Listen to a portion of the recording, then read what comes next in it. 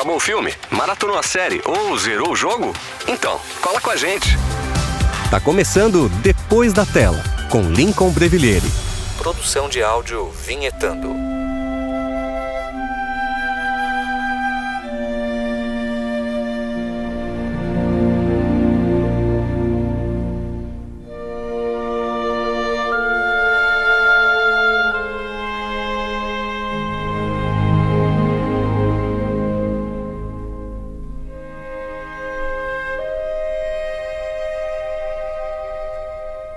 Opa! Sejam muito bem-vindos ao episódio de estreia do Depois da Tela. Eu sou o Lincoln, um geek assumido, e antes de qualquer coisa, deixa eu te contar um negócio aqui rapidinho. Sabe, tem filmes que a gente assiste e pronto, vida que segue.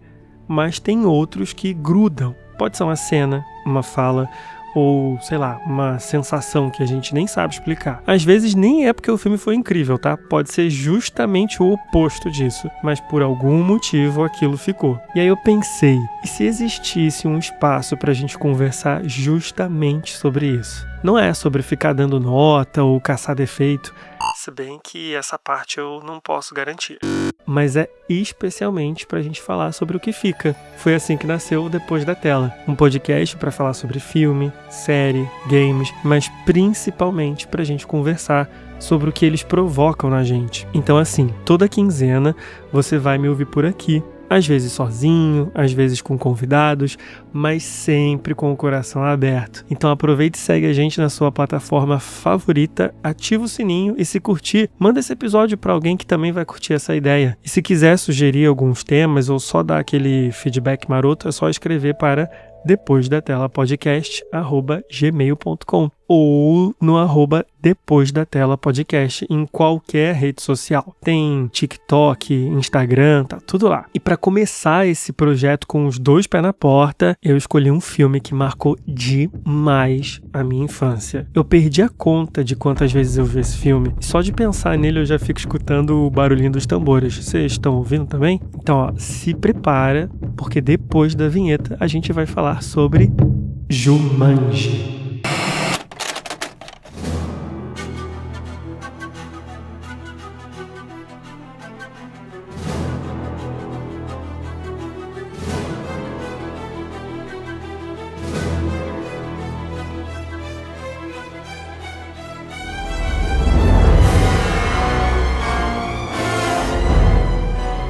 Então, eu não sei se esse é um fenômeno que acontece com todo mundo, mas imagino que muitos de vocês que estão me ouvindo aqui, né, devam ter um filme que representa uma fase da vida, né? E para essas pessoas, o filme já não é só mais um filme. Ele é tipo uma máquina do tempo, porque você vê uma cena e é jogado direto para um momento da sua infância, ou para uma lembrança muito específica, ou para uma sensação. Então, para mim, esse filme é o Jumanji. E eu já vou explicar o porquê. Mas antes, eu queria começar aqui a fazer o nosso primeiro combinado. Pode ser? Me conta lá no Instagram do Depois da Tela qual filme representa uma fase da sua vida. Eu quero muito saber, de verdade, porque esse podcast não é só sobre mim, é sobre a gente, sobre essa comunidade. Então, assim, acho importante, antes da gente começar esse bate-papo, só contextualizar para quem nunca viu o filme ou não tá lembrado, afinal de contas é um filme de 1995, né? Fazer uma pequena sinopse dele. O Jumanji começa lá em 1969,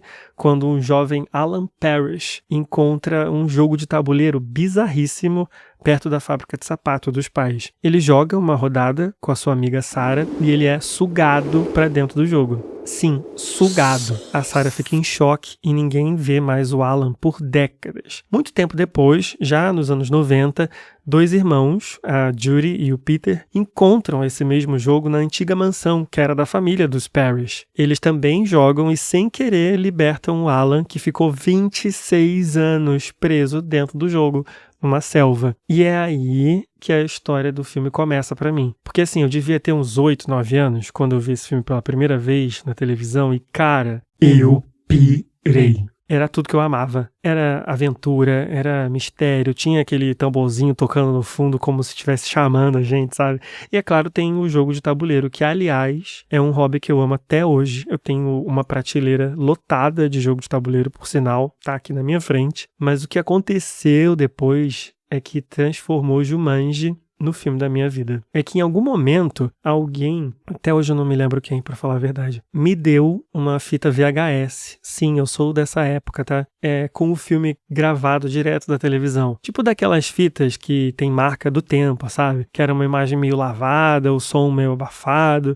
Claramente, alguém tinha gravado o Jumanji por cima de algum outro filme. E aí, cara, eu ainda lembro das letrinhas amarelas que fica aparecendo embaixo, sabe? Tipo, parte 1, parte 2. Caraca, eu lembro de tudo. É muito bizarro como isso ficou em mim, assim. E foi aí que começou o looping. Termina o filme, rebobina, dá o play. Termina o filme, rebobina, dá o play. Cara, eu acho que eu assisti o filme umas 50 vezes. Sem exagero. Isso tudo antes dos 12 anos, tá? Era uma questão de rebobinar e colocar de novo. Porque na minha cabeça, aquilo tudo fazia muito sentido. De um jeito muito particular. Então, assim, mesmo sem entender direito, eu me via ali. E não é porque eu era tímido ou porque eu não tinha amigos, nada disso. Eu tinha e tenho amigos incríveis até hoje, desde a época da infância. Mas é porque aquele senso de aventura, aquele caos, era muito, muito sedutor. Ainda mais para uma criança, né? Eu sei que para muita gente da minha idade, principalmente naquela época, o vício acabava sendo outro, né? Eu adorava Pokémon e Zelda. E digo mais, eu amo até hoje, são 2 das minhas franquias favoritas. Mas assim, eram coisas esporádicas, eram coisas que eu consumia de tempos em tempos, de uma maneira mais espaçada. Mas o Jumanji não, era uma coisa constante. Inclusive eu lembro, depois de adulto, eu fiz uma viagem para São Paulo e eu fui lá naquela galeria do rock e tinha uma camisa do Jumanji sendo vendida. E o cara tava falando aqui, isso daqui tá aqui há muito tempo e ninguém compra. E eu não pensei 2 vezes.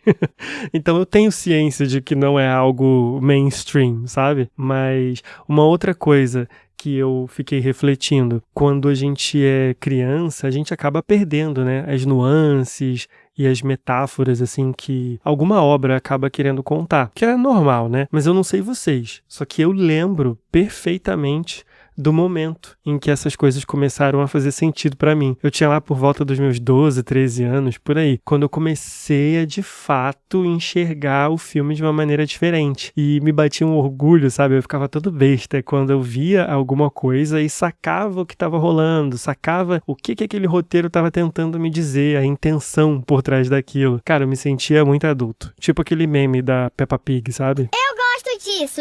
É muito adulto. E foi com isso que eu comecei a entender uma coisa que pra mim é o grande charme desse filme, porque ele cresce com você. E assim, na minha opinião, isso é uma coisa muito rara de se acontecer, sabe? Assim, na minha memória recente, eu só consigo pensar mesmo assim em alguns filmes da Pixar, porque todo mundo sabe que a grande mágica dos filmes da Pixar é que ela agrada justamente, né, os pais e os filhos. Os pais por conta da mensagem que o filme sempre carrega ali, e os filhos por conta das imagens, né, que é um filme muito colorido, tem muita aventura, muita comédia, e esse senso de aventura é uma coisa que pra mim o Jumanji carregava, sabe? Então, com o tempo eu fui entendendo por que eu revisitava tanto aquele filme. Não é só porque ele era legal, assim, e olha que eu achava ele muito legal, e ainda acho ele muito legal, mas é porque ele me passava uma certa sensação de conforto, que é assim, eu não conseguia decorar nenhuma fórmula em física, eu não sabia fazer nenhum cálculo de matemática de maneira completamente certinha. Mas se você me perguntasse alguma cena do filme, eu ia saber de cor e salteado. Tipo assim, eu lá nos auge da minha pré-adolescência, era como se eu estivesse falando assim, eu não faço ideia do que tá acontecendo, mas isso aqui eu conheço, isso aqui eu confio, sabe? Nisso daqui eu posso me garantir. Então, assim, um outro ponto que eu acho super importante da gente destacar aqui é o maldito barulho daquele tambor. Cara, é uma batida que ela vem do nada, ela vai ecoando e subindo o volume. Mano, é uma ideia genial, porque ao mesmo tempo que causa um certo desconforto, sabe? Uma tensão, faz a gente ficar grudado querendo saber o que vai acontecer. E assim, claro que tudo ali tinha seu mérito, mas esse som em específico é muito característico. Tipo, qualquer pessoa da minha idade, da minha geração, que obviamente tenha visto o filme, pode até não gostar, mas só de ter visto o filme, com toda certeza vai lembrar desse barulho desse tambor. Na real, a trilha inteira, né, tem uma vibe meio aventura, meio perigo, tipo o Indiana Jones urbano, tá ligado? Uma coisa que tinha uma magia, tinha um drama, mas se a gente parasse pra pensar que aquilo dali tá dando um recado, é um recado que vai dar muito ruim. Vai ser legal? Vai ser legal, mas que vai dar muito ruim, vai dar. Sabe o que é mais louco, assim? É que de tempos em tempos, até hoje, eu revisito o filme. Inclusive, eu precisei reassistir, né, pra gravar esse episódio e, mano, ele ainda funciona.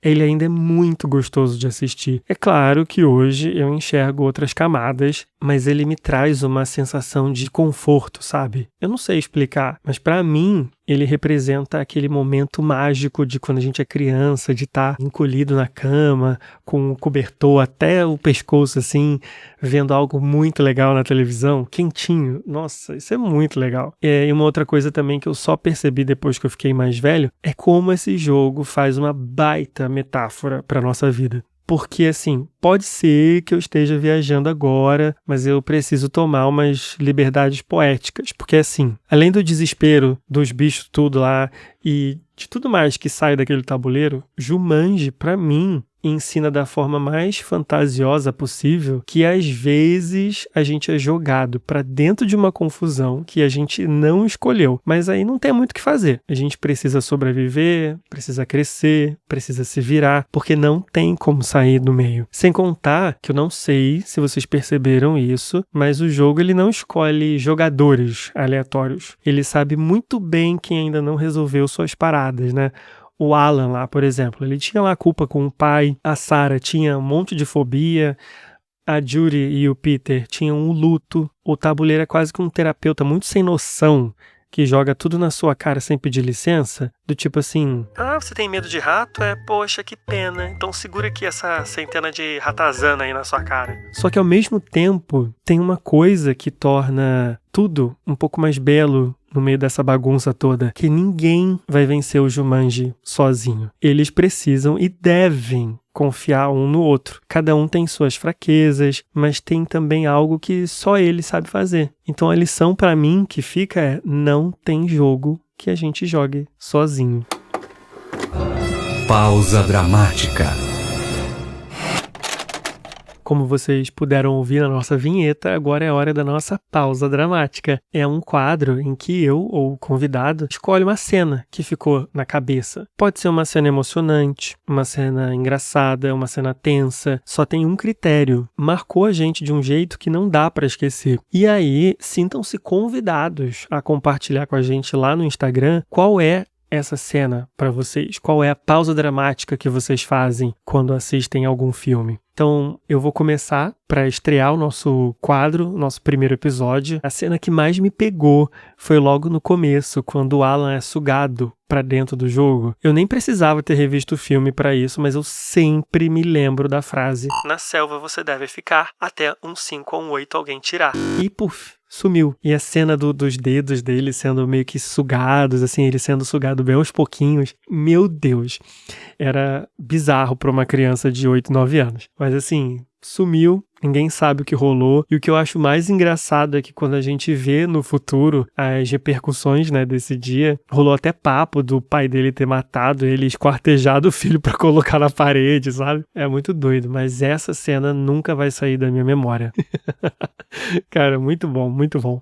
E aí, eu quero saber de vocês, qual é a pausa dramática de vocês, hein? Depois da tela.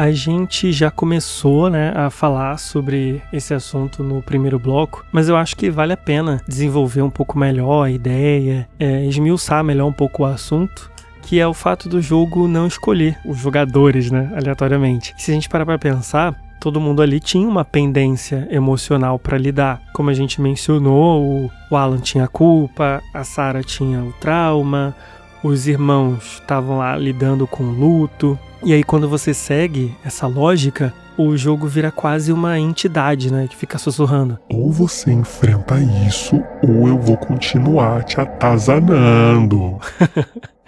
Sabe, uma outra sacada de mestre que eu acho desse filme é que o ator que faz o pai do Alan é o mesmo cara que faz o papel do caçador, né? O louco que fica perseguindo eles o filme inteiro. É óbvio que isso não é só uma questão para economizar salário, uma questão orçamentária, claro que deve ser, mas é uma mega metáfora. Porque assim, o medo, a culpa, a raiva, a violência, tudo isso que o Alan carregava dentro dele acabou indo de uma forma ou de outra, indo pro jogo, para aquela selva que ele ficou preso por décadas e agora fica literalmente atrás dele o tempo todo, tipo uma sombra. É quase como se o jogo manifestasse os fantasmas não só do Alan, mas de todo mundo, porque na verdade ele é só o fruto daquela família, né? O que deixa bem claro que o maior perigo às vezes não tá na selva, mas tá dentro da gente, naquele medo, naquela insegurança que a gente não resolveu no caminho. O que, por sua vez, só reforça ainda mais a minha teoria de que Jumanji não é só um jogo extremo. Ele é quase como se fosse um espelho, sabe?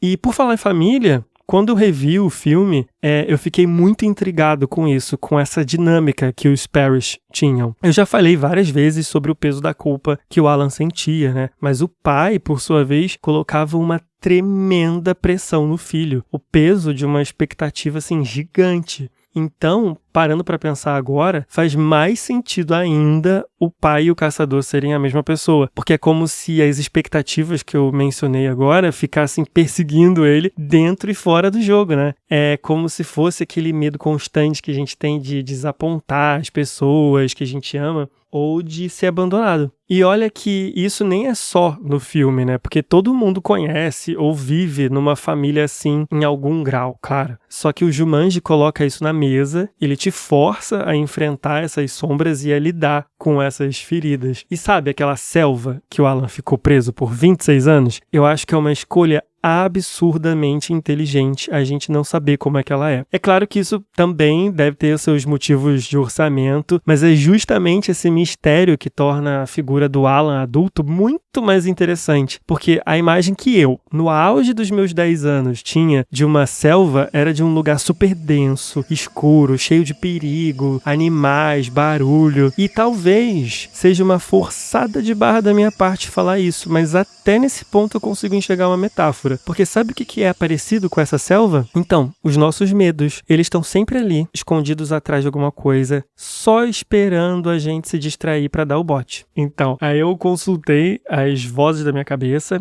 elas chegaram a fazer uma reunião e me confirmaram. É isso mesmo, tá? Em cada rodada, o jogo coloca essa galera cara a cara com os seus medos, né? Os seus traumas. Ou então, ela cria dinâmicas para fazer com que todo mundo resolva alguma coisa em conjunto, né? E o que acaba, querendo ou não, se tornando um tipo de terapia em grupo. Tudo bem, é uma terapia forçada? É uma terapia forçada. Eles foram contra a própria vontade? Foram contra a própria vontade.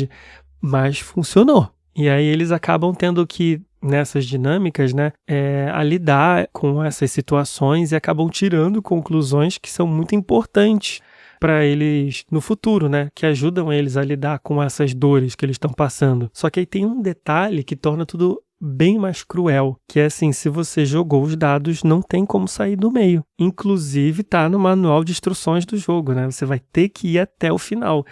E aí, se a gente for parar pra pensar, não é assim que as coisas são na nossa vida? Pois é, a gente às vezes escolhe uns probleminhas, né? A gente vai lá procurar uma sarna pra se coçar, mas tem vezes que a gente não escolhe as coisas que acontecem. E aí a gente vai fazer o quê? Tudo que a gente pode fazer é atravessar, crescer, sobreviver. Não tem o que fazer. Eu sempre curti demais a ideia de fazer essa comparação com a vida real, sabe? Hoje, olhando pra trás, eu sei que essa é uma conclusão super óbvia, mas há 30 anos eu nem pensava nessa possibilidade, porque assim, vai me perdoar, eu tava ocupado demais me divertindo e decorando as falas do filme, e eu nem me liguei que no fundo eu tava aprendendo uma lição sobre o caminho que todo adulto precisa seguir, sabe? Que assim, na vida real, ninguém escolhe quando o jogo vai começar, ninguém escolhe quais são as regras, você simplesmente acorda e quando se dá conta, já tá tudo acontecendo e você nem sabe aonde tá o manual. Não que a gente fosse ler, né? Mas vai que... Só que aí, à medida que a gente vai avançando, a gente nota que todas as fases são diferentes. Tem algumas que são mais leves, outras que são mais complicadas, tem aquelas que vão desafiar a nossa força, outras que vão testar a nossa coragem ou, sei lá, a nossa resiliência, e por aí vai. E mesmo quando você acha que não vai conseguir, lá na frente vai ter uma nova rodada com um novo desafio, uma nova chance de você aprender, uma nova chance de você se reinventar. E a verdade é que em Jumanji, igual na vida real, a gente não vai ter um troféu no final. A gente não ganha no sentido mais tradicional da palavra, sabe? A gente não vence uma partida, mas a gente sobrevive àquela partida. Porque assim, o jogo vai mudar, o tabuleiro não vai ser mais o mesmo, às vezes nem os peões vão ser iguais, só que a gente vai ter que continuar assim mesmo. E é isso que importa. E o mais curioso é que o jogo, ele não fica testando os limites, ou melhor dizendo, ele não fica só testando os nossos limites, ele transforma quem joga. Porque, por exemplo, o Alan, quando ele volta para casa, ele já não é mais o menininho assustado lá do início. Ele aprendeu, ele assumiu responsabilidades e ele virou, aos poucos, um adulto de verdade. Aí a Sarah, ela reencontra forças para seguir em frente. E os irmãos, por exemplo, também, eles reaprendem a confiar nos adultos, uns nos outros e até mesmo no mundo, né? Principalmente a Judy. Fica bem claro ao longo do filme que esse luto que ela carrega, essa dor que ela carrega, tornou ela uma criança rebelde, mentirosa, manipuladora. E aí, só por aí já dá para ver que Jumanji, por mais clichê que possa parecer, não é um jogo para vencer. Ele é um jogo para atravessar. E quando você atravessa, você não sai igual do outro lado. E eu falo que ele não é um jogo para vencer porque, obviamente, o roteiro fez com que o protagonista terminasse o jogo. Mas qualquer um que jogasse o último dado e ganhasse, obviamente, ia resultar na mesma coisa, né? Que, tipo, como o protagonista foi a primeira pessoa a jogar, independente de quem jogasse o último dado, ia voltar pro começo. Então, assim, sabe aquelas fases da vida que parece uma tempestade? Você olha em volta e tá tudo dando errado, e enfim. Só que aí, o que acontece quando você sai do olho do furacão? Pode ser que você olhe e veja que realmente tá tudo uma bagunça, né? Tá tudo uma zona, mas você sobreviveu. E eu digo mais, você não só sobreviveu, como você tá diferente. Você cresceu, você aprendeu. E isso ninguém vai te tirar. Aí a gente chega no final do filme, que só de lembrar, cara, já fico toda arrepiada. O Alan termina o jogo, né? Ele volta lá para a infância e ele podia muito bem ter fingido que nada daquilo aconteceu. Ele podia ter tratado aquilo como um sonho esquisito, uma alucinação, mas não. A grande catarse dele, a grande epifania, e é quando ele joga, né, o tabuleiro no rio. E aí eu já ouvi falar, já li muitas pessoas que falam que essa cena meio que simboliza ele tentando deixar para trás tudo que ele viveu, meio que esquecer isso e passar a maldição pro outro e tal. Mas eu, particularmente, entendo de uma outra forma. Acho que o ato de jogar o jogo no rio é entender que aquilo tudo que ele fez moldou quem ele é, tornou ele essa pessoa, sabe? Só que ele não precisa mais ficar carregando aquele peso, ele não precisa mais dessa muleta. Ele usou o que ele aprendeu para recomeçar. É isso. É tipo quando a gente zera um jogo, agora para quem é gamer, né, vai me entender. Você zera um jogo depois de ter morrido centenas de vezes pro mesmo cara. Só que assim, eventualmente, você vai decorar o padrão dos movimentos daquele chefe. E aí você vence e segue adiante. Quando você mudar de jogo, você vai ter que aprender novas habilidades. E a vida é assim. E agora, se você ficou até aqui, cara, meu muitíssimo obrigado. De coração, assim. Esse foi o primeiro episódio do Depois da Tela. Eu espero de coração, assim, espero muito que vocês tenham gostado, que eu tenha conseguido despertar alguma lembrança gostosa da vida de vocês, ou quem sabe inspirado você a revisitar aquele filme que marcou, né, a sua infância. Então, assim, só não esquece de contar pra gente lá no Instagram qual é o filme que representa uma fase da sua vida.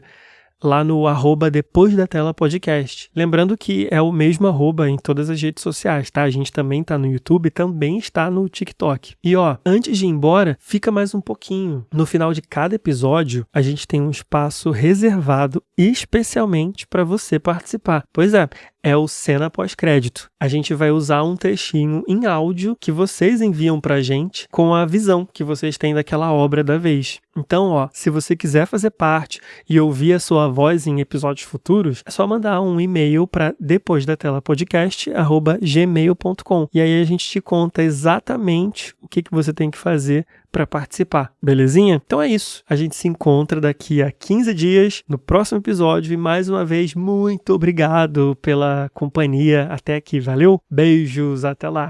Ei, não sai daí. Ainda tem a cena pós-crédito.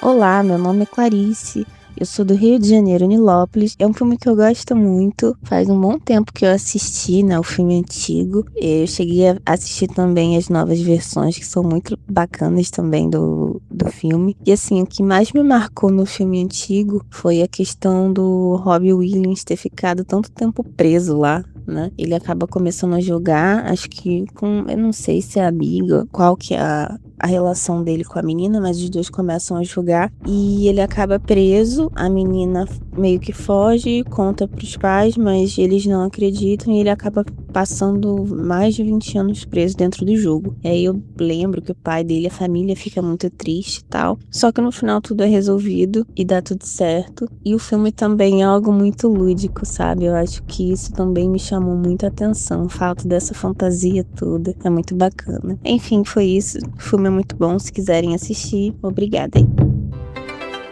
Sinta, relembre, compartilhe Depois da Tela, porque aqui é sobre o que fica.